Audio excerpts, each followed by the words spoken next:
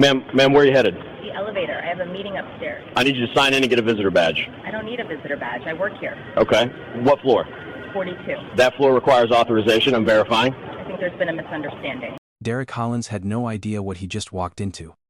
In the next 47 minutes, his career would end. His company would face a federal investigation. The whole thing would play on national TV. The woman he just handcuffed? Victoria Langston Pierce, founder and CEO of Meridian Capital Holdings, a $2.3 billion company, the company that owned the building he was standing in. Victoria started her business from a tiny office in Detroit 14 years ago. Now she sat on the boards of 3 major companies. Forbes named her one of the most powerful women in finance 4 years in a row. She employed over 11,000 people in 23 countries. That included every single person at Derek's security company. The board members on floor 42? They were waiting for her to start the meeting. And 16 cameras in the lobby were recording everything. Before I continue, let me ask you this. Have you ever been treated like you did not belong somewhere? Drop your answer in the comments. But Derek had no idea who he just put in handcuffs. Victoria Langston Pierce was 46 years old. She was the founder and CEO of Meridian Capital Holdings. Her company was worth $2.3 billion. Their main office was in Langston Tower in Chicago. Yes, the building was named after her. She went to business school at Wharton. She finished at the top of her class.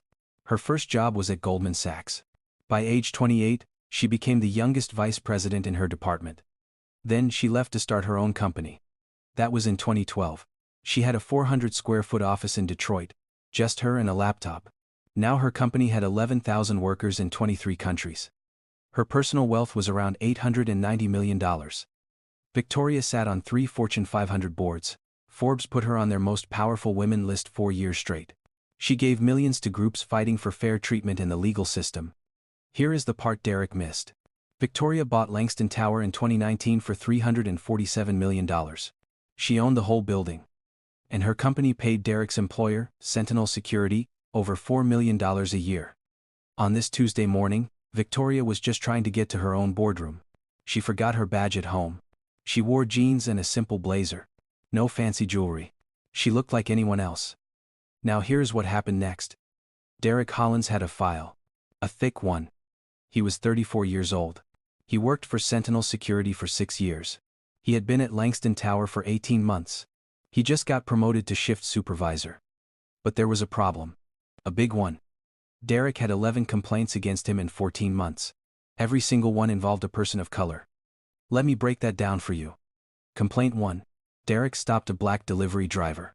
He held him for 45 minutes. He said the driver had fake papers.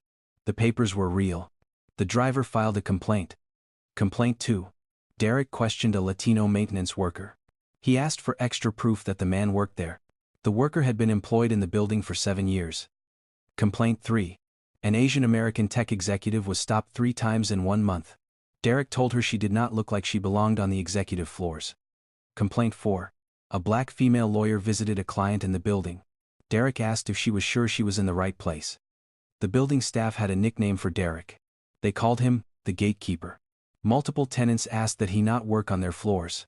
HR got complaints. They did nothing. Sentinel Security called him overzealous but praised his attention to detail. Derek had stopped dozens of people he thought were suspicious. He never once questioned a white visitor. Let me know in the comments. Should companies ignore this many complaints? Type your answer below. On March 14th, his pattern caught up with him. It was Tuesday, March 14th, 2024. The time was 8:47 inches the morning. Langston Tower sits at 444 North Michigan Avenue in Chicago. It is a 5.8-story glass building on the famous Magnificent Mile. The lobby has marble floors and 3 0-foot ceilings. Modern art hangs on the walls. The building has 47 companies inside. Over 3,200 people work there every day. That morning, the lobby was busy. Workers streamed through the turnstiles. A coffee cart vendor was setting up near the east door. Soft jazz played through the speakers. 3 security guards were on duty at the main desk. Derek Hollins stood at the front entrance. Marcus Webb, a younger guard, sat at the desk. Janelle Torres worked as the lobby helper. About 40 people moved through the space. Upstairs on floor 42, 4 board members waited. The quarterly meeting was about to start. They just needed the CEO. At 8:47, Victoria walked through the revolving door. She wore dark jeans, a cream blazer, and white sneakers. No jewelry. She carried a leather bag and held her phone. She walked fast toward the executive elevators. She did not stop at the security desk. She did not think she needed to. That is when Derek stepped into her path. If stories like this matter to you, hit subscribe right now, because this is about to get much worse. Derek blocked her way. Where do you think you're going? Victoria paused. The elevator. I have a meeting. Not without a badge. I work here. Derek looked her up and down. What floor? 42. He laughed. That's executive only. I know. Sure. His voice was mocking. And I'm the mayor. Victoria stayed calm. I can call my assistant. She can confirm who I am. I've heard that one before. Can I speak to building management? Derek crossed his arms. I am building security. I make the calls here. Victoria took a breath. I think there's been a mistake. The only mistake is you thinking you can walk past me. Her tone got firmer. Sir, I need to get to my meeting. Derek read firmness as a threat. He reached for his radio. I'm calling the police. That's not needed. Just call floor 42. I'm not calling anyone. You're not allowed up there. Victoria looked him in the eye. I own this building. Derek laughed out loud. Sure you do. 10 seconds of silence. Hands behind your back. You're making a serious mistake. Now. Victoria put her hands behind her back. She did not want things to get worse. Derek clicked the handcuffs on her wrists. Too tight. She winced. He grabbed his radio. I have a black female, approximately 40s, refusing to comply. Requesting police backup. Janelle Torres, the lobby helper, stepped forward. Derek, wait. Stay out of this, Janelle. Marcus Webb, the younger guard, looked uncomfortable. He said nothing. A businessman in a suit stopped walking. He pulled out his phone and started recording. A woman by the coffee cart gasped. Derek pushed Victoria against the wall. He spoke loudly so everyone could hear. A crowd started to form. More phones came out. Drop a comment if you think Derek was wrong. I want to know what you think. But wait. There is more to this. What Derek did not know was that his boss had just stepped off the elevator, and she saw everything. Patricia Okonkwo was the regional director for Sentinel Security. She was Derek's boss. She had come to the building for a regular check-in. The elevator doors opened. Patricia stepped out into the lobby. She saw the crowd. She saw the phones. She saw Derek. Then she saw who was in handcuffs. Her face went white. Derek, what are you doing? Derek smiled. He thought he was about to get praised. Apprehending a trespasser, ma'am. She claims she owns the... She does own the building. That's Victoria Langston Pierce. The words hung in the air. Derek's smile faded. That's not possible. Patricia rushed forward. She took the handcuffs off Victoria's wrists. Red marks showed where the metal had dug in. Derek stood frozen. She wasn't wearing a badge. She didn't look like... Patricia cut him off. Didn't look like what, Derek? Silence. Patricia pulled up the building directory on her phone. Victoria's photo was right there. CEO. Owner. She showed Derek the Forbes profile too. Same face. Same woman. Derek's face went through stages. Confusion. Denial. Then fear. Janelle Torres spoke up first. I tried to tell him. He wouldn't listen. Miss Langston Pierce comes through here all the time. Everyone knows her. The businessman with the phone stepped forward. His name was Raymond Chen. I saw the whole thing. She was calm. He was aggressive from the start. He didn't ask questions. He just assumed. A woman named Dr. Amara Osei walked over. She was a doctor with an office on the 12th floor. He stopped me 4 times. 4. Always asking for extra ID. This was going to happen eventually. Marcus Webb, the younger guard, spoke quietly to Patricia. I knew something was wrong. I should have said something. Here is what the evidence showed. 16 cameras in the lobby caught every angle. 7 people recorded on their phones. Raymond Chen's video was already being sent to friends. Building records showed Victoria had entered this lobby 847 times in the past year. Never once had there been a problem. And Derek's radio call? That was recorded too. Black female, approximately 40s, refusing to comply. 2 police officers arrived. Patricia met them at the door and explained what happened. The officers walked over to Victoria. One of them recognized her from a charity event last month. They removed nothing because the cuffs were already off. They apologized. They asked Victoria if she wanted to press charges. Victoria rubbed her wrists. I need a moment. Derek tried to save himself. I was just following protocol. Patricia did not blink. Protocol is to verify identity, not assume someone is a criminal. She didn't have a badge. Neither did the white man who walked past you 30 seconds before her. I watched you wave him through. Derek had no answer. Here is the worst part. The board meeting upstairs? It was scheduled to discuss renewing Sentinel Securities' contract. The contract was worth $4.2 million a year. 12 executives were in the conference room on floor 42. They had the lobby cameras on the big screen. They saw everything. Type karma in the comments if you think Derek deserved what came next.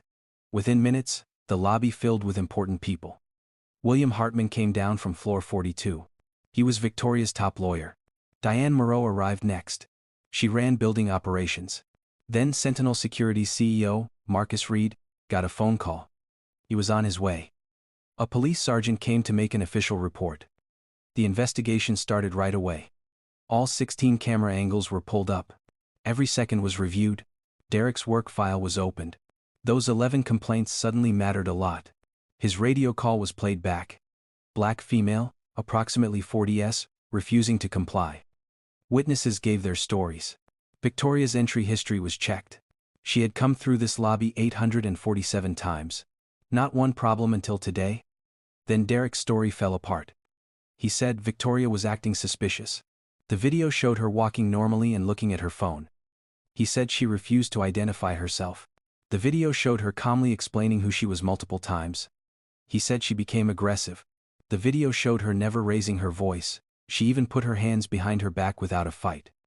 He said he followed standard rules. The video showed a white man without a badge walking past Derek 30 seconds before Victoria. Derek waved him through with a smile. The decisions came fast. Patricia Okonkwo fired Derek on the spot. No second chances. Sentinel Securities' contract review started immediately. This was now a company problem. Derek was banned from all Meridian Capital buildings nationwide. Effective now? The police filed a report noting possible civil rights violations. Victoria said she would decide about criminal charges later. Derek went through every stage of panic. First denial. This is being blown out of proportion. Then anger. I was doing my job. Then bargaining. Can't we just talk about this? Then desperation. I have a family. Please. His final words. This isn't fair. But here is a moment worth mentioning. Marcus Webb, the young guard who stayed quiet, walked up to Victoria. His voice shook. I'm sorry. I should have spoken up. I was scared. Victoria looked at him. Then next time, don't be. It was firm but not cruel. A teaching moment. After Derek was escorted out, something small happened. The coffee cart vendor, a woman named Rosa, brought Victoria a cup of tea. On the house, Miss V. Victoria smiled for the first time that morning. If you want more stories about people facing real consequences, hit subscribe. We post these every week. But the consequences for Derek were just getting started. Raymond Chen's video? He already texted it to a friend at a Chicago news station. Here is how fast this spread. By 10:15 inches the morning, Raymond Chen posted his video on Twitter. By 11 o'clock, it had 50,000 views. The hashtag Langston Tower was trending in Chicago. By 12:30 inches the afternoon, WGN Chicago played it on the noon news. By 3 o'clock the video had 2.1 million views. CNN picked it up. So did MSNBC and Fox News. By 6 inches the evening, the hashtag Black While Working was trending nationwide. By midnight, the video had 14.7 million views across all platforms. News stations around the world were talking about it. Let me give you the final numbers. On Twitter, 8.2 million views and 340,000 shares. On TikTok, 6.5 million views. On Instagram, 2.1 million. YouTube news clips got 4.3 million combined. Facebook had 1.8 million shares. The comments poured in. One person wrote, "She literally owns the building and he still couldn't see past her skin color." Another said, "The nerve to handcuff a billionaire in her own lobby. Imagine what happens to the rest of us." Someone else pointed out, "He let the white guy through without a badge 30 seconds before. It's all on camera." And this one hit hard. This is every black professional's worst fear. Every major news outlet covered it. Local stations in Chicago. National shows like Good Morning America and The View, business news like Forbes and Bloomberg. Even the BBC in London. Sentinel Security released a statement. We are deeply disturbed. We are launching a full investigation. This does not represent our values. Meridian Capital said less. Miss Langston Pierce is looking at all her options. Derek tried to disappear. He deleted his social media. But it was too late. Screenshots were everywhere. His wife posted a defense saying he has black friends. That went viral too. For the wrong reasons. Derek hired a crisis expert. She quit after 48 hours. Her reason? His check bounced. Comment below. What would you have done if this happened to you? I want to hear your story. 3 days later, the lawyers got involved. On March 21, 2024, Victoria filed a lawsuit in federal court. She sued Derek Hollins.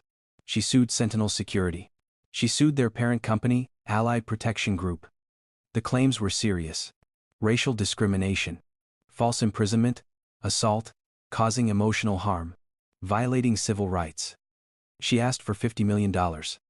Now here is where it gets worse for Derek. During the legal process, everything came out. His full complaint history. All 11 incidents. All involving people of color. Emails from Sentinel supervisors calling him aggressive but praising his instincts. The numbers told a bigger story. 67% of all stops by Sentinel guards in Chicago involved black or Latino people. But those groups made up only 23% of building workers. There was more. Sentinel had been sued 4 times before. Every case settled quietly. Every victim signed papers agreeing to stay silent. Not this time. The case settled in November 2024. Want to know how much? Let me break it down. For the harm done to Victoria, $12.4 million. For punishment, $18.5 million. For lawyer fees, $3.3 million. The total came to $34.2 million. But money was not the only consequence. Sentinel Security had to train every guard on bias. A federal monitor would watch them for 5 years. All those old secret agreements? Thrown out. The victims could now tell their stories. Derek personally owed $750,000. He could never work in security in Illinois again. He was banned from all Meridian buildings for life. The criminal case came too. Derek was charged with false imprisonment. He pleaded no contest. His punishment was 200 hours of community service and a restraining order for 2 years. Derek posted an apology video on YouTube. I made a mistake. I'm not racist. I was just doing my job. The comments were brutal. He turned them off after 10,000 negative responses. The video was deleted within a day. Victoria's response was different. She said, "This was never about money. It's about every black woman questioned in her own space, doubted in her own building, made to feel like she doesn't belong." Then she made an announcement. She would give $20 million from the settlement to start the Langston Justice Fund. The fund would help workers who face discrimination but cannot afford to fight back. Derek lost everything. His job, his savings, his reputation. But for Victoria, the story did not end with a check. In November 2024, Victoria held a press conference at her headquarters. She stood with her legal team and civil rights leaders. She spoke slowly. Every word mattered. I've spent my career being strong, unshakable. That morning, a man I never met looked at me and saw a criminal. He didn't see my degrees. He didn't see my work. He saw my skin. And he made his decision. She paused. I couldn't sleep for weeks. In my own building. The building I built. Then she spoke about others. I have money. Lawyers. A platform. What happens to the receptionist who gets stopped? The intern? The janitor? They don't get settlements. They get fired for causing trouble. Her message to workers was clear. Document everything. Know your rights. And know that staying quiet protects the system. Not you. Her message to companies was sharper. If your security causes racial profiling, you don't have a security system. You have a lawsuit waiting to happen. She listed what she wanted changed. Required bias training in all security contracts. Federal oversight of private security. No more secret settlements that hide patterns. Then she thanked people. To Janelle who tried to stop it. To the witnesses who recorded. To everyone who shared this story. You made sure it couldn't be buried. Her final words hit hard. I didn't build a $2 billion company to be treated like a suspect in my own lobby. But I'm one of the lucky ones. I got justice. Most people just get a story no one believes. The room was silent. But this case showed something bigger than one guard's bias. Here is the truth this case exposed. 58% of black professionals say they have been questioned in their own workplace. Complaints about racial profiling by security guards are up 34% since 2019. Only 12% of security companies require bias training. Victoria won because she had resources, money, lawyers, video proof, a platform. Most victims have none of that. This was never just about Derek Hollins. It was about a system that gave him a badge, ignored 11 complaints, and would have buried this story if the victim had been anyone else. So, let me ask you. Do we really think Derek was the only guard making these stops? Do we accept that it takes being a billionaire to get justice? Do we keep blaming bad apples when the whole system grows them? Because if we don't demand training, if we don't end the secret settlements, if we don't hold companies responsible, then we're just waiting. Waiting for the next Derek Hollins, the next Victoria Langston Pierce, the next viral video that changes nothing. Here is the twist most people missed. 3 months after the settlement, Sentinel Security lost 60% of their Chicago contracts. Other buildings did not want to be next. Derek's one decision to stop a woman without a badge cost his company over $40 million in lost business. Sometimes karma is not just personal, sometimes it is financial. Comment below if you think bias training should be required by law. I want to hear from you. If you think stories like this matter, hit that subscribe button right now. We're going to keep exposing these cases. We're going to keep naming names. We're going to keep fighting for the workers who don't have billions behind them. This isn't just about one security guard or one CEO. It's about every door, every lobby, every elevator. It's about who gets to walk through without being questioned. It's about all of us. And the system we're willing to put up with. See you in the next one.